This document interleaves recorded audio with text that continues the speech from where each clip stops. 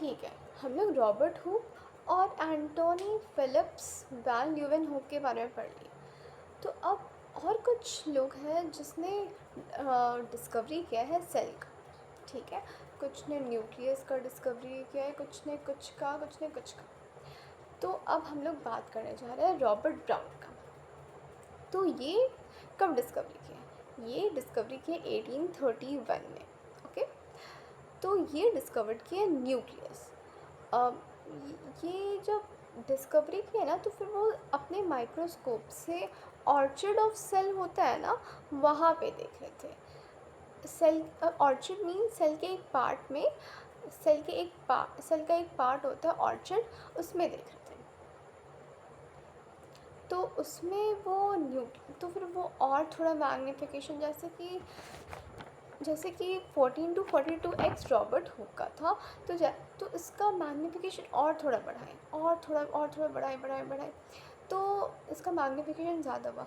तो वहाँ पे एक है ना, जब एक सेल होता है, एक गोल सा, लेट मी शो यू। हाँ ठीक, देखो ये डायग्राम, ये सेल का डायग्राम है।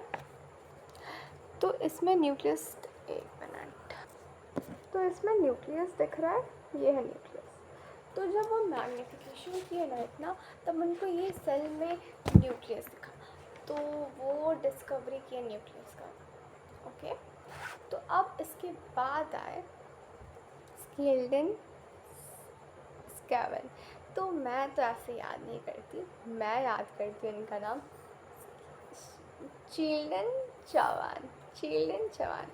इसका स्पेलिंग याद करो, SCHEILDEN एंड SCHAWANN। ठीक है, तो ये कब डिस्कवरी की थी? 1838 to 1839।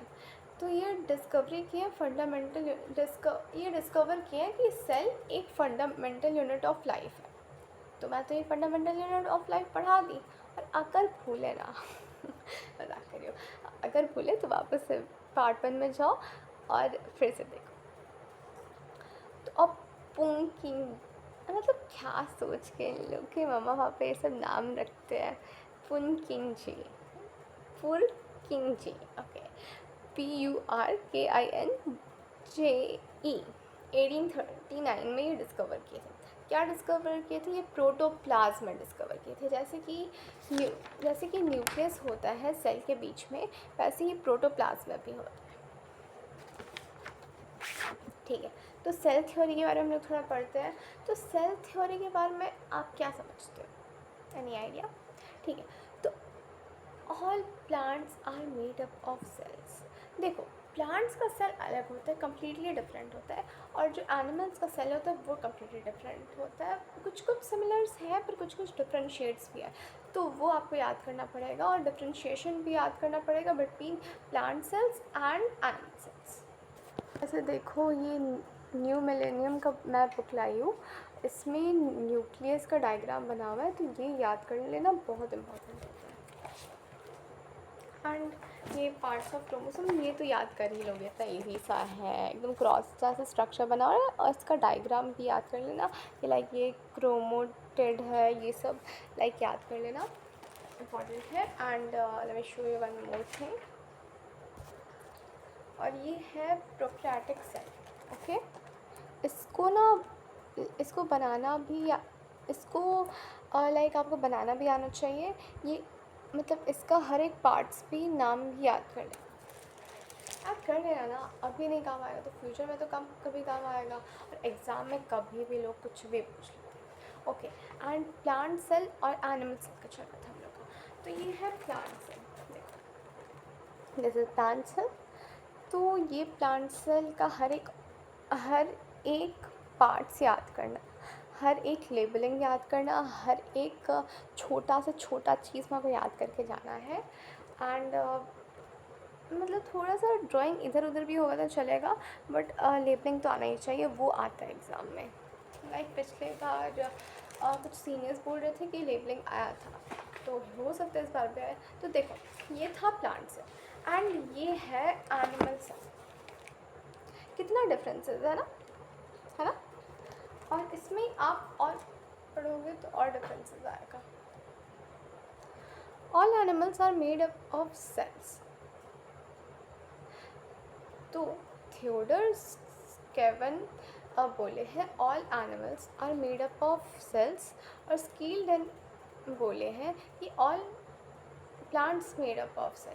वैसे दोनों ही सही बोले हैं, बट दोनों बोले अलग अलग। स्कील्डन क्या बोले हैं कि all plants are made up of cell, and और थियोडर स्कॉन क्या बोले हैं, वो all animals made up of cell. Difference, okay, इसको याद रखना। थोड़ा सा ये कंफ्यूजन पार्ट है, तो ये बहुत ज़्यादा उन लोग के लिए मतलब ये एग्ज़ाम में ना दे देते हैं कि बोलते हैं कि इसमें तो बच्चे कंफ्यूज हो जाएंगे, तो हम ये दे देते हैं अब इसमें इन लोग का 2 मार्क्स काटेंगे, तो 2 मार्क्स कट के मत देना। Cell theory. तो all living organism are made up of cell, ये तो हम लोग पढ़ ही लिए, तो आगे पढ़ते हैं। The living organism could be made up of 1 और मोर सेल।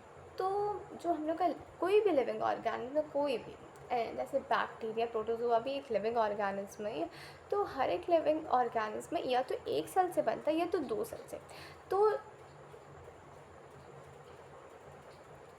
तो जो 1 सेल से बनते हैं उनको बोलते हैं यूनिसेल्यूलर ऑर्गेनिज्म, और जो मल्टी मतलब बहुत सारे सेल से बनते हैं उसको बोलते हैं multi cellular organism.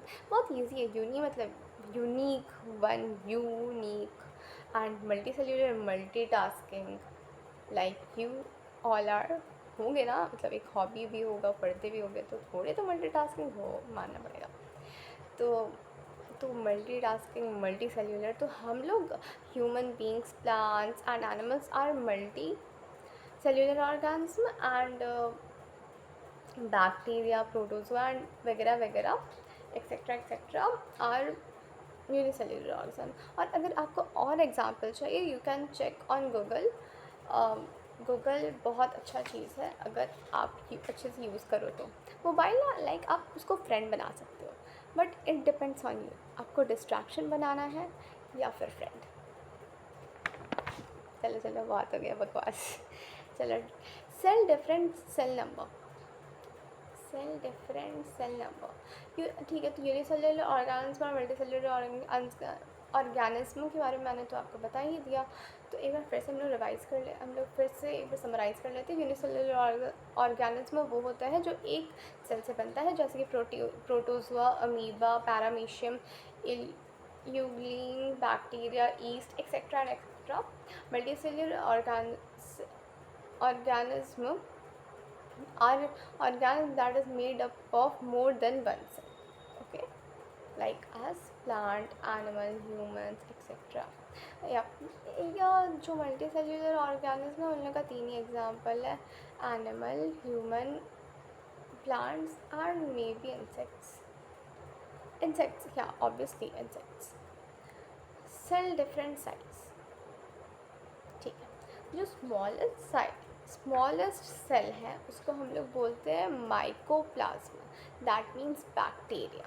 Okay, side में जैसे कि आप ये लिख लो, स्मॉलेस्ट सेल होता है माइकोप्लाज्मा, मतलब इसका मतलब होता है बैक्टीरिया। एंड लार्जेस्ट सेल होता है, एनी गैस, मतलब लाइक आप जानते हो इसको। चलो मैं इतना हिंट देती हूँ कि ये एक एग है, अंडा है, अंडा जो खाते हो आप लोग, मुर्गी का अंडा खाते हो, बट ये मुर्गे का अंडा नहीं है, उससे भी बड़ा है।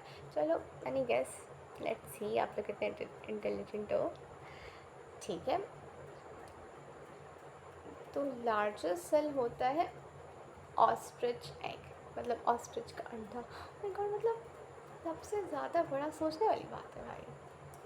ठीक है, तो अब देखो डायग्राम, तो मैं अपने शॉर्ट्स में सेल का डायग्राम दे दूँगी, तो उसको कर लेना, इम्पॉर्टेंट है। लाइक तो देखो मैं आपको समझा देती हूँ, आप खुद ही बना लो। एक सेल ड्रॉ करो, गोल सा, ओवल सा, ठीक है।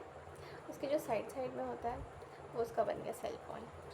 एक बड़ा सा, मतलब बड़ा सा नहीं, मतलब इतना, जैसे इतना बड़ा ओवल ड्रॉ किए, तो उसमें एक छोटा सा गोल बना, उसको लिख दो न्यूक्लियस, ठीक है। और फिर उसके बाद जो सेल वॉल बनाए फिर ऐसे ऐसे ऐसे करके, फिर उसके बाद हाँ ठीक है, उसके बाद उसमें छोटा जो न्यूक्लियस तो बड़ा सा बना दिया आप, और फिर छोटा छोटा छोटा बनाओ तो वो हो गया साइटोप्लाज्म, जो छोटा छोटा बनाया। और जो एकदम थोड़ा सा और मतलब न्यूक्लियस जितना बड़ा तो नहीं, बट उससे छोटा, और साइटोप्लाज्म से बड़ा। तो एक नीचे में बनाओ, उसको लिख दो ऑर्गेनेल्स। तो ये कर लेना, और प्लाज्मा मेम्ब्रेन भी बना लेना। ठीक है, मैं आपको डायग्राम शेयर कर दूँगी अपने शॉर्ट में, अब देख लेना। ओके, तो अब हम लोग शुरू करते हैं। सेल डिफरेंट शेप, सेल का बहुत सारा डिफरेंट शेप है। तो ऑब्वियसली इतने सारे ऑर्गेनिज्म हैं, इतने सारे। अब देखो ना, हाँ देखो हम लोग ही लाइक ह्यूमंस में कितने सारे फीचर्स, मतलब कितने सारे लुक्स के लोग होते हैं। जैसे कि मेरा नेचर अलग है, मे बी दूसरे अदर पर्सन का नेचर अलग है, फेस अलग है, हम लोग मिस मैच तो नहीं करते ना। तो वैसे ही सेल के साथ है, तो बहुत सारा डिफरेंट कैटेगरीज का सेल्स होता है, अलग अलग लिविंग बींग्स पर अलग अलग टाइप के शेप्स के सेल होते हैं। ठीक है, तो अभी हम लोग पढ़ते हैं नर्व सेल के बारे में। नर्व सेल का एक डायग्राम आता है, वो कर लेना, बहुत ज़्यादा इम्पोर्टेंट है। Nerve cell in brain and spinal cord known as branch elongated. जो हम लोग के नर्व सेल होता है ब्रेन में और स्पाइनल कॉर्ड में, उसको हम लोग बोलते हैं ब्रांच और एलोंगेटेड बोलते हैं। Cell are basic and functional unit of life, obviously you know that. और मैं अब जैसे कि बोली थी कि सेल के डायग्राम के बारे में मैं आपको शॉर्ट में शेयर कर दूँगी, तो वहाँ पे आप देख लेना। तो अभी मैं इसको स्किप करती हूँ। प्लाज्मा मेम्ब्रेन ऑफ सेल और cell membrane, the outermost covering of the cell.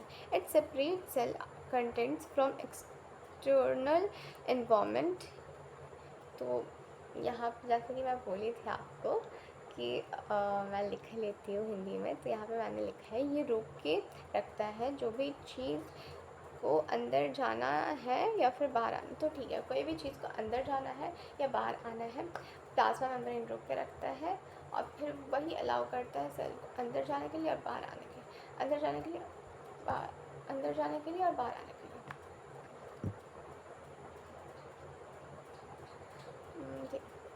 तो active and passive transport, what do you understand by these terms, active and passive transport? Any idea? कुछ पढ़े हो? ठीक है, कोई बात नहीं, मेरे भाइयों और बहनों, मैं आपको पढ़ाऊँगी। Passive transport, substance is moved from higher concentration to lower concentration is known as passive transport. तो देखो, higher concentration to lower concentration,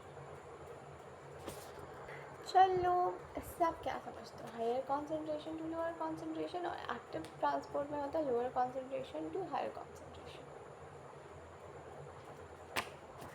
one, तो पैसिव ट्रांसपोर्ट का एक एग्जांपल देती हूँ मैं, उससे आपको बहुत अच्छे से क्लियर हो जाएगा। तो higher concentration to lower concentration क्या समझ रहे हो आप इससे? तो जैसे कि वाटर एकदम हायर कॉन्सेंट्रेशन है ना, और जो किशमिश है वो लोअर कॉन्सेंट्रेशन है। ठीक है, तो जैसे कि मान लो ये किशमिश मेरी मम्मा फुलाने दी है मेरे पापा के लिए, तो मैं तो मम्मा मेरे लिए भी देती है, बट मैं खाती नहीं, मैं बहुत नॉटी किड हूँ अपने घर की, अपने पूरे ख़ानदान की। तो मम्मा पापा के लिए देती है। तो उसमें जो देखो, अभी मम्मा जस्ट फूलने दिए, अभी 1-2 घंटा हुआ है ना। तो इसमें जैसे क्या हो रहा है, lower concentration, sorry higher concentration to lower concentration जा रहा है, तो इसको हम लोग बोलेंगे पैसिव ट्रांसपोर्ट। तो ये पैसिव ट्रांसपोर्ट हो रहा है। ठीक है, और एक्टिव ट्रांसपोर्ट होता है लोअर टू हायर कॉन्सेंट्रेशन। तो जैसे कि मान लो आप किशमिश को, जैसे ये फूला हुआ, जैसे ये किशमिश फूला हुआ, तो आप धूप में रख दो। ठीक है, धूप में रख दो या फिर ऐसा जगह में, तो ठीक है, जैसे कि आप एक किशमिश लो, उसको मतलब एकदम थोड़ा सा पानी देना, उसमें रख दो। ठीक है, एक एग्जांपल दे रही हूँ, ये एग्जांपल लिख के मत आ जाओ। ठीक है, तो उसको आप वहाँ पे रख दो, और फिर क्या होगा, ये लोअर कॉन्सेंट्रेशन टू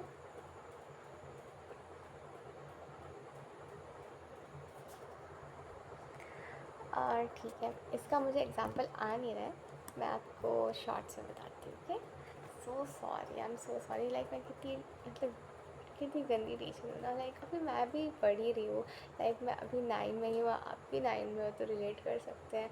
तो थोड़ा सा टाइम दो मुझे, मतलब अभी तुरंत आई हूँ, तो मुझे थोड़ा सा टाइम दो। ओके, तो इसका हम लोग तो ठीक है, इसका हम लोग डिफरेंसेस डिस्कस कर लेते हैं। तो पैसिव ट्रांसपोर्ट होता है कि higher concentration to lower concentration. ठीक है, जैसे हम ये किशमिश हो रहा है।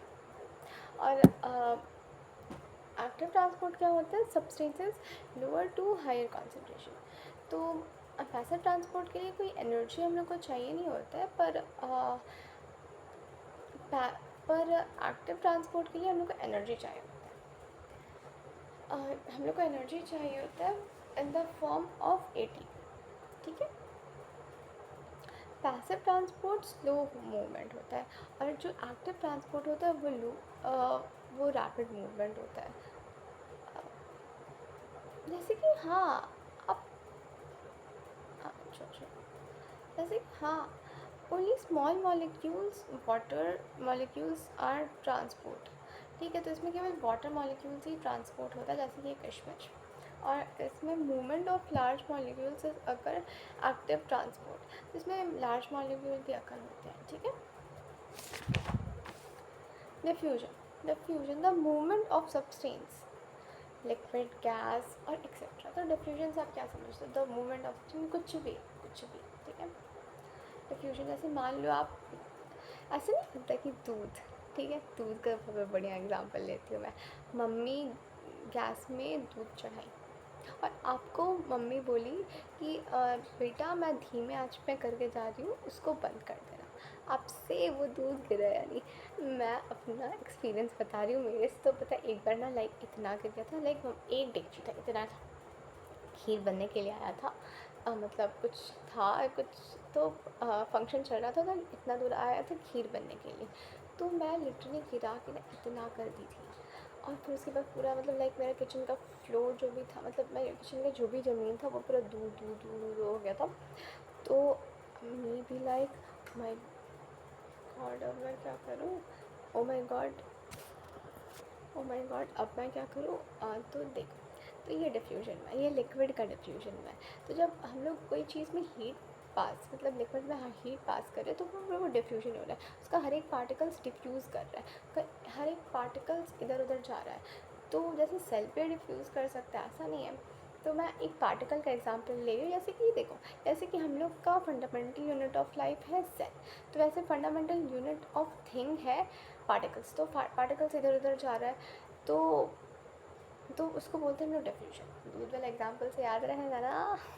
तो ठीक, तो ऐसे याद रखो, the movement of substance like solid, liquid, gas are known as diffusion. ठीक है, in this process of diffusion, when the particles of substance mix with the particle of another substance is known as diffusion. ठीक है, तो osmosis, तो मैं आपको जो किशमिश वाला प्रोसेस दिखाई थी, एक मिनट का गया, तो ये जो मैं प्रोसेस दिखाई थी, ये ऑस्मोसिस हो रहा है। ये जो वाटर है इसके अंदर जा रहा है, तो इसको बोलते हैं osmosis. Higher concentration to lower concentration. ठीक है, तो इसको बोलते हैं सेमी परमिएबल मेम्ब्रेन। तो इसको ऐसे याद रखो, ये बहुत हार्ड है याद करना, तो मैं खुद ही लिखी हूँ एस पी एम याद रखो, फिर तो खुद याद आ जाएगा, semi permeable membrane from a solution from higher concentration to lower concentration. तो ठीक है, और जैसे कि आपसे पूछा जाएगा ना एक्टिव पैसिव ट्रांसपोर्ट का एक एग्जांपल दे दो, तो उसमें आप ऑस्मोसिस लिख देना। तो उसमें लिख देना कि इसमें ऑस्मोसिस लगता है, और जो एक्टिव ट्रांसपोर्ट है उसमें नहीं लगता है। तो ऑस्मोसिस भी, जैसे हम लोग जब 8 में थे, तो हम लोग एक ही टाइप का ऑस्मोसिस पढ़े थे। लाइक ऑस्मोसिस क्या है, किशमिश में पानी जा रहा है, बस वो ऑस्मोसिस, और लिख दिए थे, मार्क्स मिल गया था। 1 मार्क्स का आया था कि डिफाइन ऑस्मोसिस। तो मैं किशमिश वाला एग्जांपल लिखी थी, और मेरी एक मैम है, मतलब मैं उनको ठीक है, बट मैं उनको, एक मेरी मैम है, मेरे को 8 में पढ़ाती थी, 8A में पढ़ाती थी। I don't like her, but still but मुझे वो मैम नहीं पसंद थी, बट मुझे साइंस बहुत पसंद था। और वो और ऐसा डर हो गया था मेरी, क्योंकि मेरी दीदी है ना, वो सेम ही स्कूल से पढ़ी है, तो वो बोली ना कि लाइक तुम्हारा साइंस मतलब 6 तक मेरा साइंस इतना अच्छा नहीं था, मेरे को 7 में इंटरेस्ट आया, क्योंकि 7 में एक चैप्टर पढ़ी थी, एसिड बेस एंड सॉल्ट, तो that chapter was so good and I love it. तो उसके बाद मुझे जो इंटरेस्ट आया ना साइंस में, कि ऐसा इंटरेस्ट आया कि अब मुझे पीसीबी ही लेना है, पीसीबी और कुछ नहीं, कुछ नहीं। तो उस टाइम पे मैंने PT1 का एग्ज़ाम दिया था 8 क्लास में, कि व्हाट इज़ ऑस्मोसिस। तो मैं लिख दी थी कि osmosis is the process where water transport from higher concentration to lower concentration. और एक एग्ज़ाम्पल दे दी थी वो किशमिश वाला। तो फिर मैम मेरे को मार्क्स दे दी थी। तो मेरे को उस टाइम पे लग रहा था ये मिलेगा नहीं मिलेगा, मिलेगा नहीं मिलेगा, मतलब मैं श्योर भी थी, इसी को तो ऑस्मोसिस बोलते हैं ना। वो चैप्टर मैं किसी से पढ़ी नहीं थी। तो अभी ऐसा लिखने से नहीं चलेगा, अभी आपको पूरा लिखना होगा। Osmosis is the passage of water molecules across a semi permeable membrane from a solution with higher concentration to a lower concentration. Types of osmosis, there are 2 types of osmosis: endoosmosis, exoosmosis. देखो, endosmosis और एक्सोऑस्मोसिस के terms आप क्या समझ रहे हो? ठीक है। द तो एंडोऑस्मोसिस क्या होता है? ये एक प्रोसेस होता है जिसमें मॉलिक्यूल्स एंटर करता है, मतलब एंटर करते हैं, जैसे एंटर करते हैं हम लोग, एग्जिट करते हैं, तो ये एंटर करता है जब एंडोऑस्मोसिस में तो वाटर एंटर करता है मॉलिक्यूल के अंदर, एंटर करता है एंडोऑस्मोसिस में। और एक्सोऑस्मोसिस में क्या होता है? The process in which water molecules exit out of the cell. तो ये एक्सोऑस्मोसिस में जस्ट ऑपोजिट है, ठीक है। तो ये एंडोऑस्मोसिस एंटर करता है, एक्सोऑस्मोसिस एग्जिट करता है। याद रहेगा, इतना तो ईजी है। एंडोऑस्मोसिस, एंडो, एंटर, एक्सो, एग्जिट, ठीक है। तो डिफ्यूजन और ऑस्मोसिस का डिफ्रेंसिएशन आ सकता है, जैसे कि अभी मेरा PT1 हुआ तो उसमें तो आया था, तो अभी भी आ सकता है। तो डिफ्यूजन क्या होता है? ये सारे स्टेट में हो सकता है, ये लिक्विड में भी हो सकता है, सॉलिड में भी हो सकता है, गैस में भी हो सकता है, ये तीनों स्टेट में हो सकता है। बट ये ऑस्मोसिस केवल एक ही स्टेट में हो सकता है। किसमें बताई थी ना, भूल गए? ओके, तो ये वाटर में। तो इसमें मेम्ब्रेन सेपरेशन नहीं होता डिफ्यूजन में, पर ये osmosis membrane separation, osmosis requires membrane separation. Diffusion में वाटर नहीं चाहिए होता है, बट ऑस्मोसिस में तो चाहिए होता है ऑब्वियसली, ठीक है। तो ऑब्वियसली पानी रहेगा तभी ना वो उसको अंदर सोक करेगा या फिर उसको बाहर भेजेगा। The flow of constituents in all direction, ये 2 पार्ट भी लिखते हैं ना, आपको मार्क्स मिल जाएगा। जैसे 4 पॉइंट्स से लिखना ही है, अगर 3 मार्क्स का भी है तो 4 पॉइंट्स से लिखना। मे भी आप पे एक गलत हो जाए तो वो वाला काट के मैं दूसरे वाले मार्क्स दे दूँ। Addition of link, sorry, the flow of constituents in all direction, the flow of constituents occur in one direction. तो जो डिफ्यूजन में होता है वो और डायरेक्ट, जो उसका जो कॉन्स्टिट्यूएंट्स होता है वो सब डायरेक्शन में होता है, सब डायरेक्शन में। बट जो फ्लो ऑफ कॉन्स्टिट्यूएंट्स अकर है ना, केवल एक ही डायरेक्शन में होता है ऑस्मोसिस, ठीक है। ठीक है, और एग्जाम्पल तो बताने की ज़रूरत नहीं है, आप दूध वाला और किशमिश वाला लिख देना, आपको मार्क्स मिल जाएगा। तो types of solution, there are 3 type of solution. कितना टाइप का सॉल्यूशन होता है? 3 टाइप्स का। तो होता है हाइपरटोनिक, आइसोटोनिक, हाइपोटोनिक, ठीक। हायर हाइपरटोनिक, देखो इसका डिफ्रेंसिएशन सा आ सकता है, याद कर लेना, इम्पॉर्टेंट है। हाइपरटोनिक, हायर सॉल्यूशन आउटसाइड, ठीक है। Isotonic, equal solute. Hypotonic, higher solute inside, higher water inside, equal water, higher water outside. H2O moves out. No net movement, normal. Hypertonic में सेल श्रिंक्स करता है, आइसोटोनिक में normal, water moves in cell swells.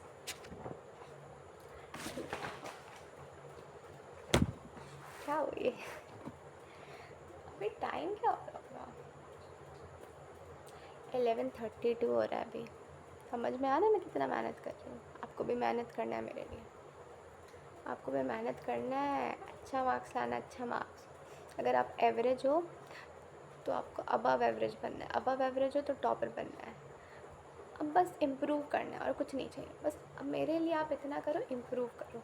Improvement is everything. बस improve करो, I will be very happy. और मेरे को please, मैं चाहती हूँ यार तुम लोग बहुत अच्छा करो, ठीक है. तो endocytosis, anything comes inside of the cell by the help of plasma membrane is known as endocytosis. Exocytosis, anything goes outside by the help of plasma membrane, ठीक है. तो एंडोसाइटोसिस भाई एक्सोथर्मिक एंडोथर्मिक की तरह हो गया. तो एंडोसाइटोसिस क्या होता है? जो भी प्लाज्मा मेम्ब्रेन के अंदर आता है उसको एंडोसाइटोसिस बोलते हैं, और एक्सोसाइटोसिस इसको बोलते हैं जो भी प्लाज्मा मेम्ब्रेन के बाहर जाता है, ठीक है. और चलो अब थोड़ा सेल वॉल के बारे में पढ़ लेते हैं. तो सेल वॉल होता है एक नॉन लिविंग होता है. ये रिजिड आउटर रिजिड मतलब तो पता ही होगा, like solids are rigid, liquids are not, they are fluid in texture. मतलब रिजिड मतलब कड़ा, ओके. जैसे कि दिस पेन इज सो कड़ा, मतलब हार्ड है. हार्ड मीन्स रिजिड, ये समझ लो, ठीक है. तो नॉन लिविंग, ठीक है. ये provide structural strength lies outside the plasma membrane. ये स्ट्रक्चरल स्ट्रेंथ है जो प्लाज्मा मेम्ब्रेन के आउटसाइड आता है. Plasmolysis occurs in living plant cells when they lose water through osmosis, results in shrink. थोड़ा ज़्यादा लंबा लेक्चर हो रहा है क्या? अगर आप इंटरेस्टेड हो तो मैं पढ़ाऊँगी. हाँ, मुझे एक और चीज़ कमेंट करना कि आपको कितने मिनट्स का वीडियो चाहिए. 10 मिनट्स का चाहिए, 5 मिनट्स का चाहिए, या फिर लॉन्ग भी चलेगा. तो तो फिर मैं आपके अकॉर्डिंगली 15 डेज़ तो बनाऊँगी. फंक्शंस ऑफ सेल वॉल कर लेना, बहुत ठीक है. तो मैं आपको कुछ कुछ क्वेश्चंस दूँगी, वो आप ज़रूर कर लेना, वो इम्पॉर्टेंट रहेगा आपके लिए. मैं अपने शॉर्ट्स में आपको प्रोवाइड कर दूँगी, ठीक है. तो यहाँ पे हम लोग का क्लास होता है ख़त्म. नमस्ते नमस्ते नमस्ते. Hope you guys, hope you all my भाई, ऑल माई बहन enjoy दिस वीडियो. एंड और आज है जगन्नाथ पूजा, ठीक है. तो आज है जगन्नाथ पूजा. होप सो आप लोगों का जगन्नाथ यात्रा बहुत अच्छा गया हो. तो थैंक यू. तो थैंक यू अभी तक मुझे सपोर्ट करने के लिए, और ऐसे ही सपोर्ट करते रहना. This is my first video. चलो बाय बाय.